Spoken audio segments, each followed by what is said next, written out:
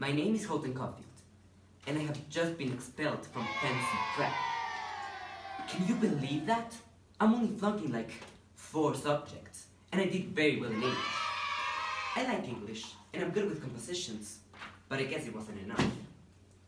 Anyway, I don't even care. The only thing that bothers me are my parents and the way they'll react.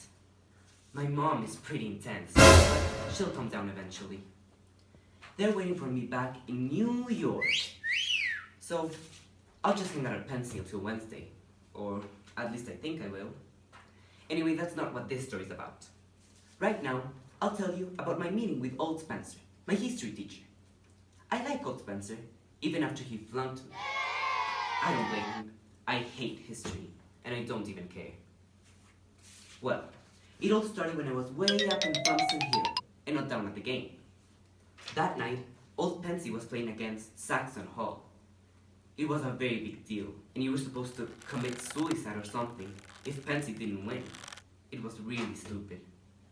Well, that's where I remembered about the letter Mr. Spencer had given me, saying that he wanted to meet with me one last time.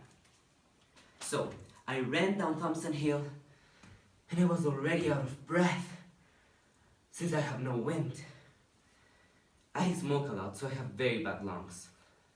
Anyway, I ran across Route 204, recovered my breath, and rang the bell as fast as I could. Did I mention it was freezing cold? My ears and my nose were hurting. So I just started yelling, "Come on, come on! Somebody open the door!" That's when Mrs. Spencer answered and yelled, "Holden, how are you, boy?" She really liked me, or at least I think she did. Well, I asked her how she was and how old Mr. Spencer was, who, I should mention, had the grippe, which is just another word for influenza. They each have their own rooms, which is really weird, but I don't even care. Oh, and they're very old, like 70 or something. I don't want to sound mean, but it's true. I don't know what he still lives for. He has terrible posture and is always needing help. Every time he drops a pen in class, the guy in the front row has to pick it up for him. Well, the first thing I could smell when I entered his room was vapor rub. Ugh, you know that smell that's so strong that makes your eyes water? Well, he told me to come in, boy, and to sit down. So I did. I sat down in his bed. He was covered with a blanket. It was gross. I could see his old man chest. And his bed, it was as hard as a rock. But I guess it was for his back or something. Well, we started talking about my grades and how I was flunking everything, including his subject. He was so mean. He showed me one of our tests on ancient Egypt, which I should mention I know nothing about, and read it out loud, including the little note I left him. It said, "Dear Mr. Spencer, that is all I know about the Egyptians.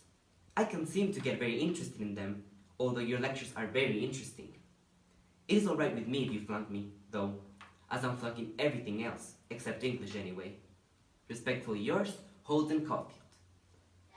How rude!